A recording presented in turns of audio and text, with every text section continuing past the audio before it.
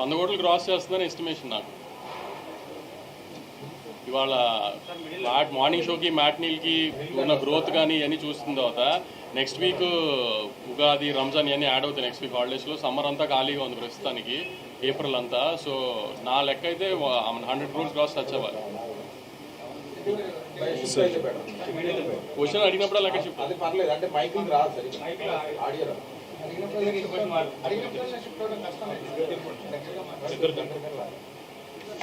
అయితే దీన్ని కూడా ఇంకొంచెం అలైన్ చేద్దాం. Everyone come a little close. Confidence level బాగా పెంచుందా ఈ సినిమా? దేనికి అదే అర్థం కాలేదు. ఏం చేయడానికి కాన్ఫిడెన్స్? అదే ఎక్స్పెరిమెంట్లు చేస్తూనే ఉన్నాం కదా. తను అన్నట్టు ఇల్లు 1 ఎక్స్పెరిమెంట్, తర్వాత మ్యాడ్ ఎక్స్పెరిమెంట్, అన్ని ఎక్స్పెరిమెంట్లేగా. నాకు తిల్లు క్యారెక్టరైజేషన్ మీద, సిద్ధు మీద నమ్మకం. అది తిల్లు అని కానీ చాలాసార్లు కూడా నన్ను ఒక ఇంటర్వ్యూలో కూడా అడిగారు, ఆమె అంతా చూసేసాం కదా ఫస్ట్ హాఫ్లో, ఆ కామెడీ అంతా చేసాడు, మళ్ళీ అలా ఉంటుందని.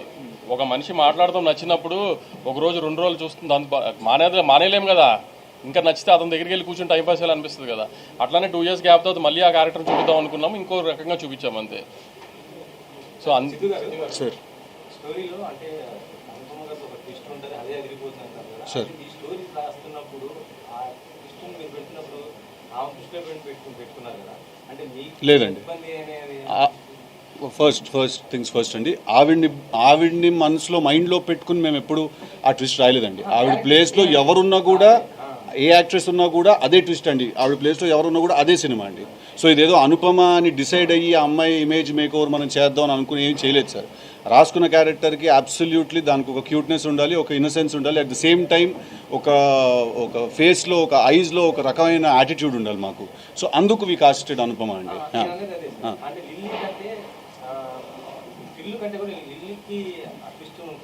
ఓకే, అయిందా అండి? కాదు, ట్విస్ట్ ఒకరికి ట్విస్ట్ ఇవ్వాలంటే ఒకరు రివీల్ చేయాలి కదా. లేదు సార్, ఇప్పుడు ఫస్ట్ ఒక let me finish the question sir. Climax చెప్పాలా? లేదు చెప్పను. లేదు, ఇప్పుడు అడిగిన క్వశ్చన్ అదేంటంటే సార్, ఇప్పుడు నేను ఈ సినిమాకి యాక్టర్ కంటే ముందు ఈ సినిమాకి నేను రైటర్ని సార్, రైట్? సో ఇప్పుడు నేను చేసే పనిలో నిజాయితీ ఉండాలండి. ఇప్పుడు యాక్టర్ సిద్ధు డామినేట్ అవుతాడేమో అని చెప్పి నేను లిల్లీ క్యారెక్టర్ది తక్కువ సీన్ రాయడము, సిద్ధు క్యారెక్టర్కి ఎక్కువ సీన్ రాసామంటే అట్నుంచి షెట్కి వెళ్ళిపోతాను సార్ మనం.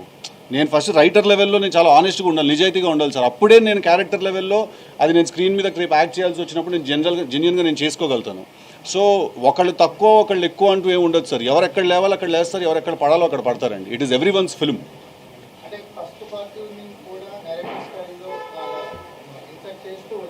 సార్ థ్యాంక్ యూ అండి.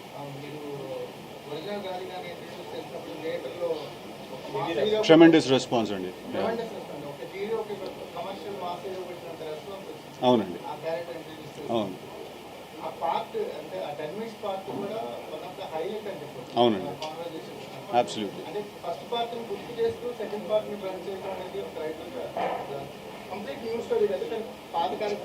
అదే సార్. సో ఇది ఏంటంటే వచ్చిన ఇంట్రెస్టింగ్ మిక్స్ అండి. దీన్ని పార్ట్ 2 అని అనలేము, అలాగని ఫ్రెష్ సీక్వెల్ అని కూడా అనలేము. It's a mix of both. అది ఉంటుంది, ఇది ఉంటుంది. అదే అంటే అది ఒక ఒరిజినల్ స్క్రీన్ ప్లే అవుతుందండి. అప్పుడు అది మనం ఏ రిఫరెన్స్ తీసుకోలేదు, పార్ట్ 2 అని చెప్పి దీన్నే కంటిన్యూ చేయలేదు మేము, లేదు సీక్వెల్ అని చెప్పి కంప్లీట్లీ ఒక ఫ్రెష్ స్టోరీయే రాయలేదు. అది కొంచెం జాగ్రత్తగా ఇంటర్ట్వైన్ చేసుకుంటూ వెళ్ళాము. ఐ థింక్ బికాస్ దానికి ఒక ఒరిజినాలిటీ అండ్ అథెంటిసిటీ ఉంది కాబట్టి ఇవాళ థియేటర్స్లో రెస్పాన్స్ అలా వస్తుందండి. సార్ రివ్యూల్లో రాసేస్తున్నారు సార్ మీరు అన్ని ట్విస్ట్లు అవన్నీను.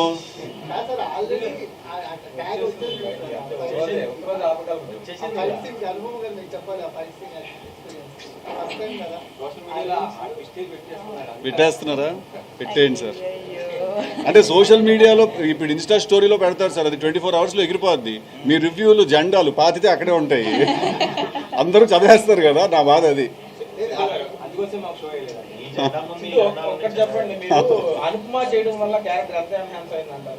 అది రాసుకున్నప్పుడు 100% ఉంటే 1000% అయింది సార్ ఆ క్యారెక్టర్ అమ్మాయి చేయడం వల్ల. Because like I said it's in the ice. నేను ఒక ఇంటర్వ్యూలో అన్నాను, ఆ అమ్మాయి తనకి ఎంత ఇన్నసెంట్ ఐస్ ఉంటే అంతే డెవిల్ ఐస్ కూడా ఉంటాయి తనకని. అండ్ మాకు అవి అవసరం ఆ క్యారెక్టర్కి రెండు కూడా. So absolutely, I think she's a big asset to our film. Akshay గారు సరే అనుకున్నాను ఫస్ట్ టైం కదా మీరు కొంచెం బోల్డ్గా యాక్షన్ బేస్ చేయడం మీకేం పాయింట్ కన్విన్స్ అయ్యింది ఎందుకు ఇన్నాళ్ళు